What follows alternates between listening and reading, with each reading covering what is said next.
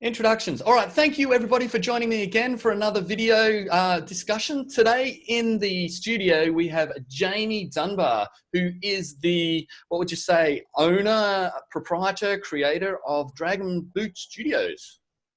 I think I've started going with owner because I got told that director wasn't appropriate.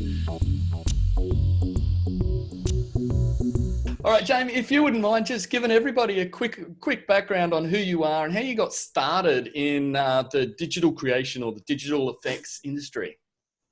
Oh, good grief. How far do you want me to go back?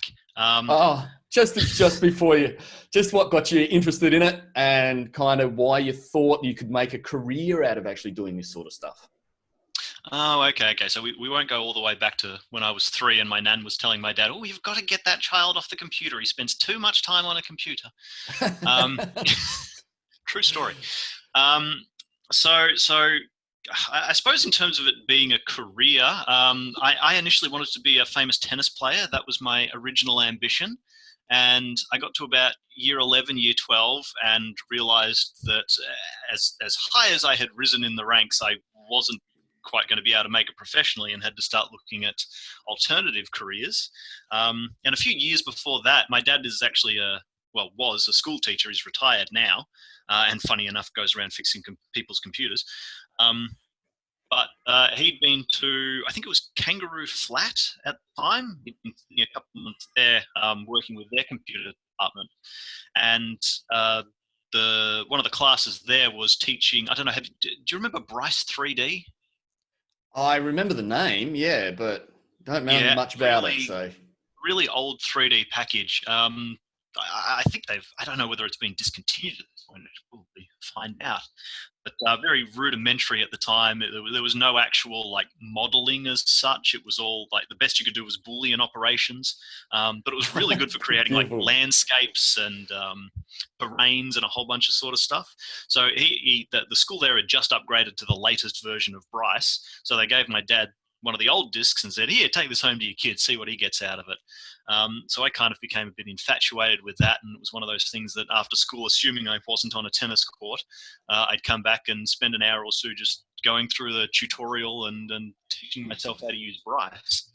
Oh, great way of spending after school hours. Just not just back in the day when people used to jump on Messenger after school and continue chatting with their friends. I'd have Messenger open on that window and then a program open on that one.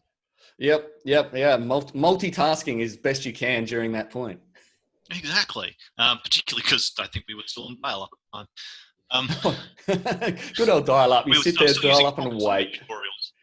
So that was basically what got you interested in starting off.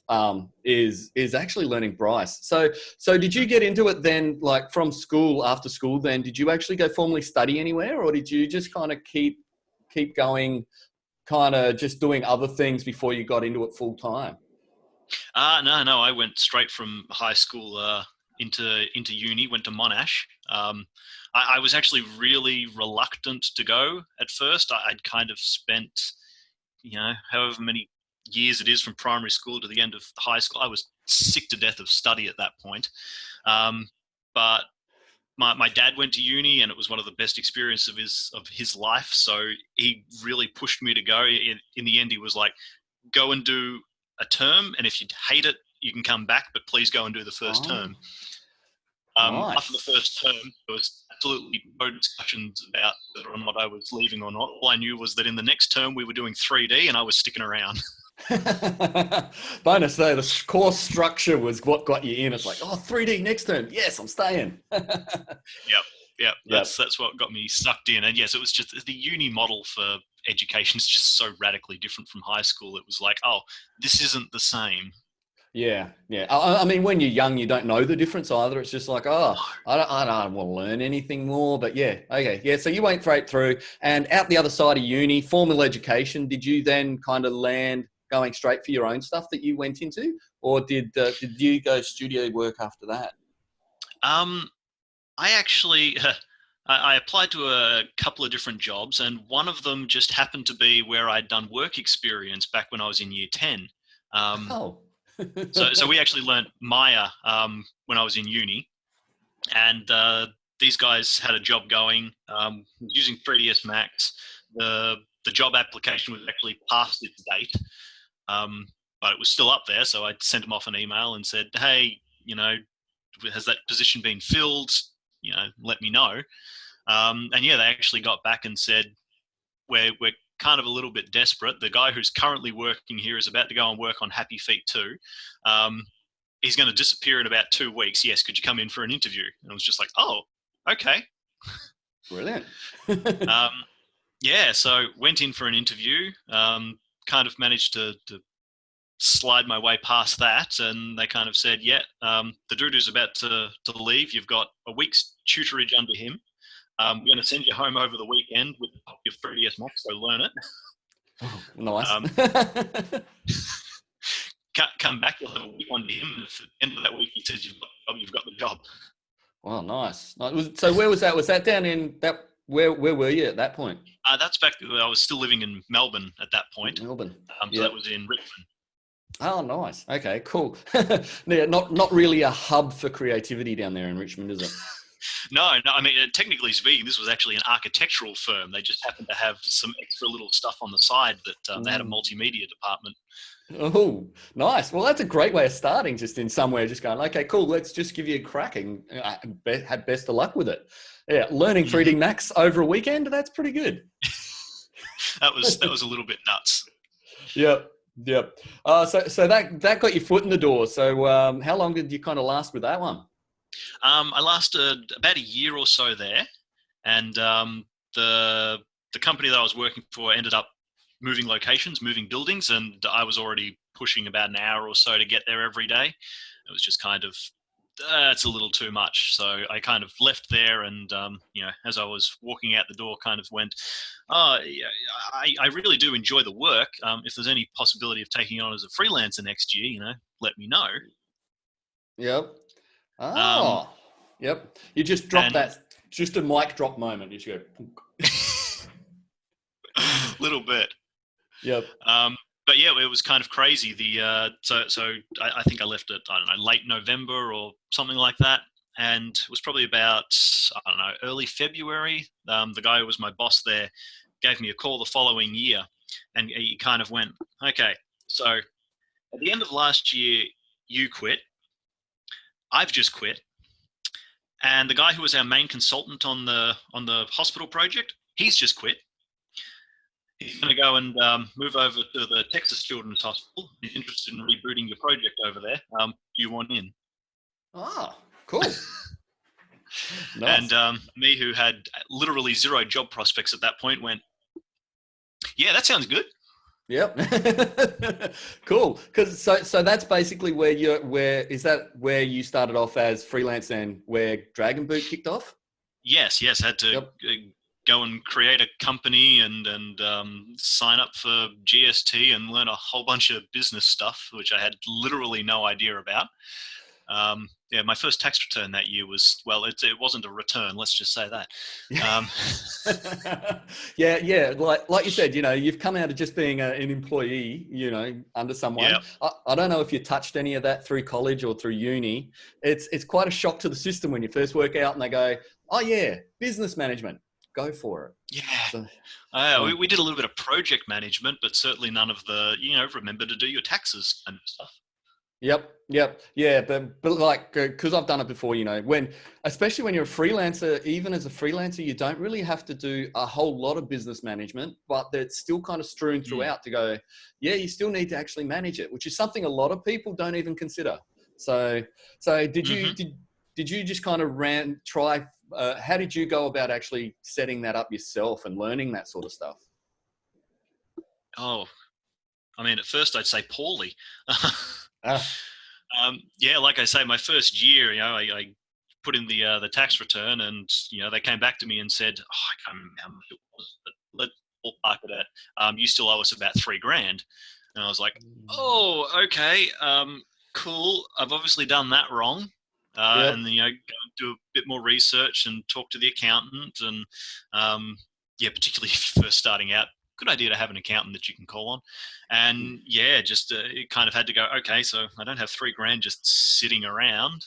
Spread that cost over the next 6 months or so to pay it off, and then start trying to do better in the next 6 months for the next tax return. It kind of becomes and this happens in so many different departments. The tax is just kind of where it jumped out at me, which is you just learn it as best you can, most likely screw it up somewhere and find a way to survive, and then do it better next time. And then I can finally say that I'm actually starting to get tax returns. Yay! Really. Yeah, but you hit on a really good point. Actually, being able to find, especially creative people, like we're not that great with numbers, but you're actually finding out, like getting in contact with people who are great with numbers can make your make your life so much easier. And like you say, you can get money back from a tax return from someone who knows what they're doing. They'll just say, oh yeah, you just you put this over here and you can claim that one back and you can claim that back, and how long are you traveling? Do you need to travel for this and that? And they can find money for you, and it's like, oh, you've got money for me. Yay, I like it. Yes, it is worth paying them that little bit extra to just sense of security. Yeah, and it is. You're paying them for a good job because they usually get your stuff back. So you were still down in Melbourne when you started off down with Dragonboot. That was nice. So how long were you in Melbourne? Yeah. So, because I know you've kind of you've ventured elsewhere now. So you started off in Melbourne. Yes. Yep, and then when Queensland was how long after that? Or was there even steps between it? No. God, it was a really long trip. And multiple trips at that. Actually had to drive up with a truck to bring all the stuff, and then had to drive the truck back because it was too expensive to get them to actually drive it back for us. And then get the car and come back up with the dog. Oh. Did all of that in like under a week, 3 times up and back and up again. That was a nightmare. So yes, did all of that in one hit. So why Brisbane? Whenabouts was this, and why Brisbane? There was a few different reasons. The number one reason was my girlfriend was originally born in Perth, and she was in Ballarat at the time, which I swear is like the coldest place on earth. So she was really suffering. And at one point said to me, I want this to be my last winter in Melbourne. So we had a bit of a talk about it. She initially was kind of pushed to go back to Perth, but I mean, it's such a long way away because most of her family's now around Melbourne. Mine was as well. But I do have, ironically had at the time, my grandparents were living in Queensland, and then we came here, lived here for about 6 months, and they picked up and moved to Perth. So go figure. I don't know whether that's because we moved there or... it's interesting. Other reasons.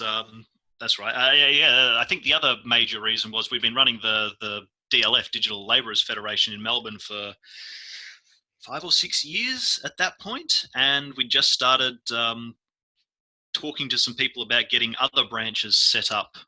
Sydney was already running; it just wasn't particularly active at that point. And Luke Harris in Brisbane got in touch with us and said, "Hey, is there anything happening in Brisbane? Can I start another branch?" And it was kind of like, "Oh, fantastic! If I move up there, I've got a group of digital artists that I can kind of land on and help set up a new branch." So yeah, there was a number of things that just kind of lined up really nicely. Yeah, brilliant. Oh, cool. Because you touched on the next thing, something which I did want to talk to you about is DLF by itself. So you were involved in setting it up down in Melbourne as well? Yeah, I suppose kind of. It's got a long history, and I only know bits and pieces of it. It was probably only about, I don't know, 2 years or so ago that I met the chap who'd actually been running it in Melbourne before me, like years before I came along, before it had gone into a little bit of a lull, and I kind of helped bring it back. So, yeah. You've been down there for ages and still hadn't met everyone. Yeah. So, story kind of is I went to Sydney with a couple of uni friends. They managed to get into a short course of some description. Can't remember what it was now. But while we were up there, the Sydney branch just happened to be running a DLF meetup, and we went, "Oh, cool! We'll totally go along to that." And that was an amazing experience. Just I got to meet a whole bunch of people that were like us, with fresh out of uni, but also got to meet people who were just working on like Lord of the Rings and some of the other blockbusters at the time. So it's just this kind of, oh, this is really cool. We're getting to meet like the giants of the industry. Um, and yeah, just kind of went, why don't we have something like this in Melbourne?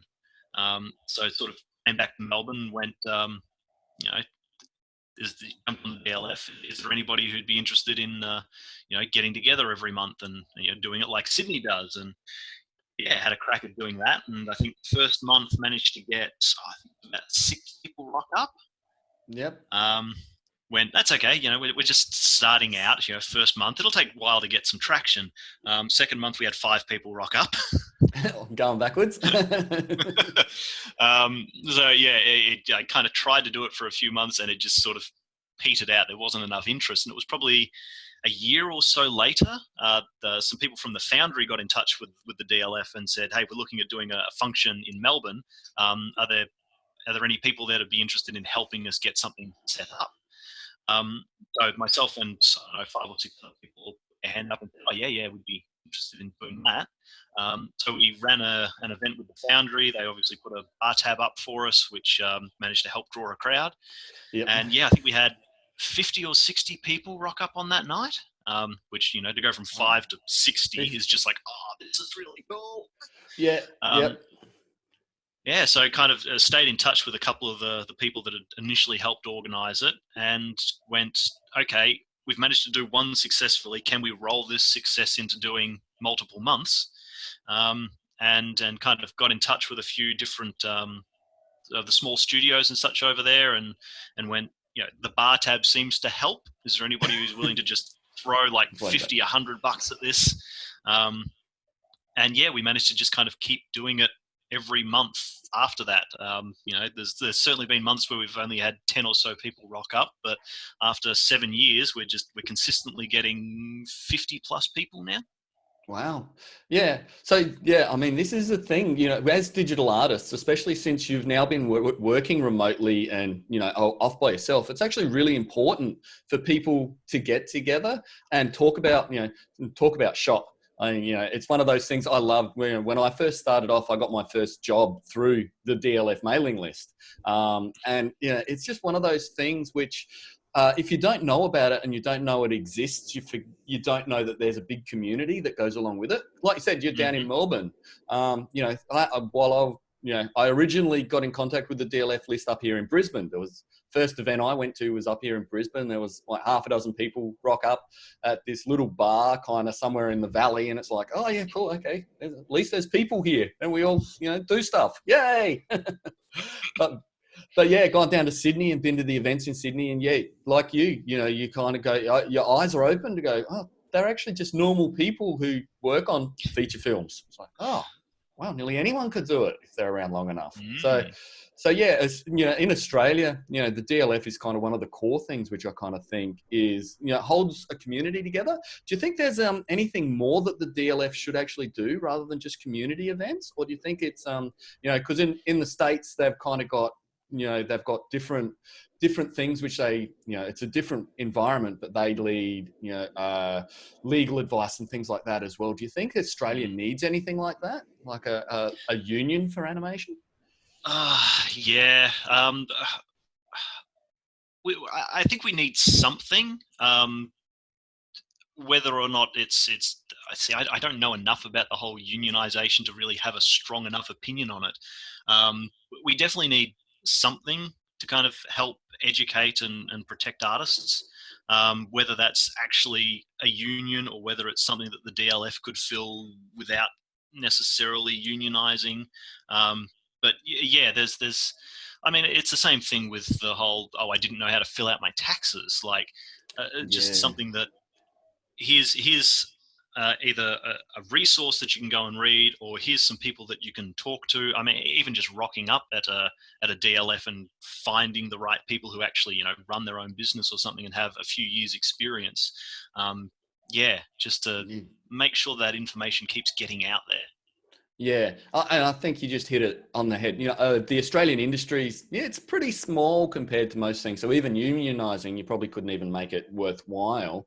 But just having the community of, like you said, small, business people you can walk into and just talk to, that having those resources available. Like you said, once a month. Yeah, I know when you go to it, it's usually a lot of students there trying to pick brains and find out what the industry is like. But it's very helpful for them as well as people who are in the industry to actually meet up together and go, hey, let's just have a beer and talk shop, Hmm. which is really cool. Cool. So you kind of, after Melbourne, you've brought it up here in Brisbane. How's been the response? How do you think Brisbane sort of responded compared to what you had down in Melbourne? Oh god, the response has actually been quite staggering. So just with my move and everything, I missed the first one up in Brisbane. Managed to get on to the second one at the start of last year, and just kind of walked into the room and went, "There's like 30 or 40 people here." Um, as opposed to when I first started running it, there was six. Yeah. Suddenly from essentially zero to, oh, we have a room full of people. I don't know whether Luke is just so incredibly well connected that he was able to just go bang bang bang, everybody come, or whether Brisbane has maybe been a little bit starved of these kind of meetups. But certainly people have dived on it. It's been fantastic. It's in a single year, it's got almost as big as Melbourne got in 7 years. Oh wow, yeah. I mean, it always come back. It does come back down to what the industry is around it as well to kind of pull those people in together as well, which is cool. I mean, it just shows that the industry is alive and well around the country because I know Sydney gets, there's always a consistent 15 to 20 people down in Sydney as well. So. Hmm. Another thing I wanted to talk about because like you said, you've touched on the main projects that you've had with Dragonboot has been like children's content in hospitals. How do you find it actually connecting? Because you've got to create stuff that's really emotionally connective as well as teaching for them. What's it like on you as an artist being able to convey the sort of messages do you get emotionally drained kind of creating the stuff that you create? Um, not too much. So much of what we've done, well, we actually have two projects going at the moment. So we've got one set of about 40 or so animations, which have all been done aimed at really young kids. So that, I don't know, 3 to about 7 age. And we're just about finished with those. And we're just starting now a new set of animations. This time it's going to be aimed at educating the kids' parents. Um, Oh, so cool. all of a sudden we're starting to use, quote unquote, real heart models. And it's getting a lot more sophisticated. I think some of that is going to be a little bit draining just on a technical aspect. But certainly what I've been doing for the past, 8 or 9 years with the kids stuff, um, everything that we do is incredibly simplified and metaphorical. So we don't have, any real hearts. We don't have blood gushing or anything like that. We steered as far clear of it as we humanly could. And in terms of the actual animations, we very deliberately try to make sure that everything is really upbeat and there's rarely any oh, here's the problem and it's really bad. It's oh, there's a problem with the heart and we're going to fix it. It's all really cheery and so yeah, we've deliberately tried to make it in such a way that there's as little confrontation as possible. So in terms of actually doing the work, it's usually pretty fun.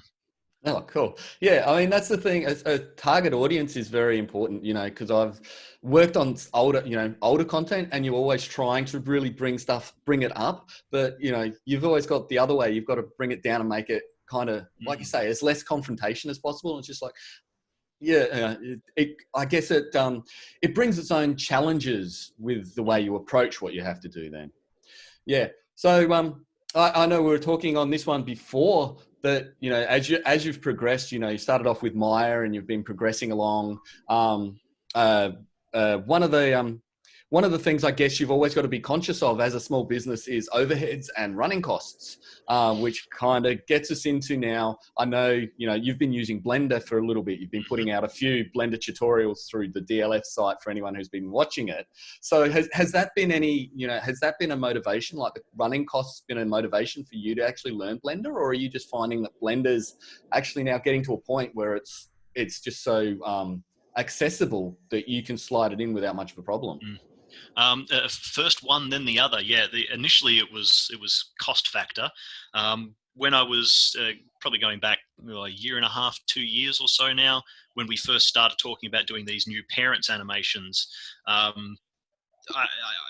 because we've been doing this project for the kids project for 8 or 9 years, we've done very little updating of the software. So I'm still using May of 2012 to finish off these last few projects, which is started a little brutal. So we were definitely going to have to upgrade. And at that point, that was around about the time that Autodesk had brought out their just introduced like the yearly license thing. Yeah. So when I first started this business, I had to go out and get my first ever license of Maya, and it set me back about $5,500. Yeah. Which fortunately did keep me going for 8 or so years, which was really nice. But it had got to that point of, no, we need to upgrade the software, and it wasn't all of a sudden, it wasn't going to be, pay $1,000 to get the new license. It was going to be jump on the yearly subscription. All of a sudden, it was going to be $2,500 US dollars as well. And all of a sudden, it was like, and then you have to pay that every year. That's all of a sudden become this really big overhead that just wasn't there before. So I started looking at some alternatives. I initially Modo, which was kind of cool. But then one of my uni mates said, "Hey, when's the last time you looked at in uni?" And spent about an hour trying to figure out how to rotate the camera around the default cube. And yeah, it's very different. a couple of years back, it was just a nightmare to use. But he'd been using it a little bit the last year or so. I was like, no, give it another shot. So I did, and kind of went, oh my God, this thing is free, and like it's missing some of the bells and whistles that you might need for a Hollywood level production, but we're not at that level. It kind of does everything I need it. Yeah. And then, as you kind of mentioned, the last 2 years, it's kind of gone from still a little bit of a rinky-dink indie kind of thing to all of a sudden Blender 2.8 is like this professional piece of software, and it works, and it's fast, and the interface is new and spangly, and it's like, oh wow. Yeah. It's free is amazing. Yeah, for like you say, the biggest draw card is it is free, and they have, like, I've been following it as well. The constant updates and the support you actually get to make it. If you've got a request or something, you can say, can I get this? You always seem to have a dialogue with the developers to go, oh yeah, we can do anything with it. Because it is free. And I've been on a couple of projects now where even in the studios, they're just like, just use Blender because it talks so much better to the other department. Just export it through Blender. I'm like, okay. Or we don't have enough licenses for all the animators have got the licenses, but the story department needs you to talk to them in 3D. So just use Blender. I'm like, well, brilliant. So yeah, do you think it's going to have its place to actually start pushing through and see more Blender stuff around the place? Oh, look, definitely, it's already starting to happen. Have you seen Next Gen? It was released on Netflix not that long ago. Yeah, I did. About 95% created in Blender, and some of the explosions are done in Houdini or something. And it's just, you look at it and go, oh, wow, this is staggering that this was just done in this free software. Yep. And then I'm already starting to see little studios that are starting to use it. That's where it's going to begin. It's going to be this kind of grassroots thing, studios that are kind of a small thing, kind of like mine, and I'll start using it more and more frequently. It's still missing some relatively core features. I think it's either just had or is just about to have UDM support. So, okay. Yeah, that'll be big. And I know that there's still some issues with like alembic caching.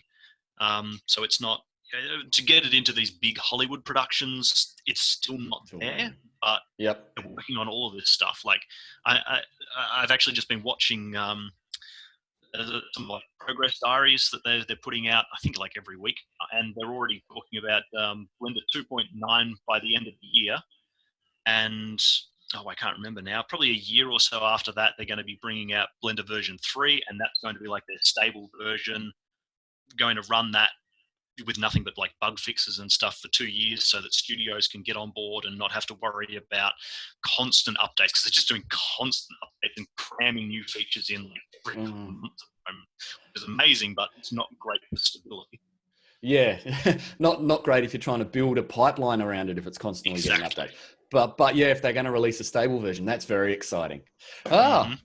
All right, Jamie, just before we go, is there anything that you'd like to tell the people so that we can share about where they can find you or what you've been up to?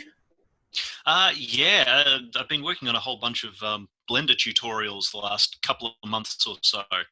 I noticed there was a bit of a gap in the market where there wasn't a lot of people that were teaching like the character pipeline. So I mean, you can find people that do sculpting or something, and sometimes you can find a couple of people that do rigging, but getting that whole thing in there, from model, texture, rig, animate, all the way through, there just wasn't much. So I've been putting out some YouTube videos on that. I've got one suite that's completely finished, and then currently available, and then I've got another one which I'm almost finished. I've just up a tutorial on adding fur to a character.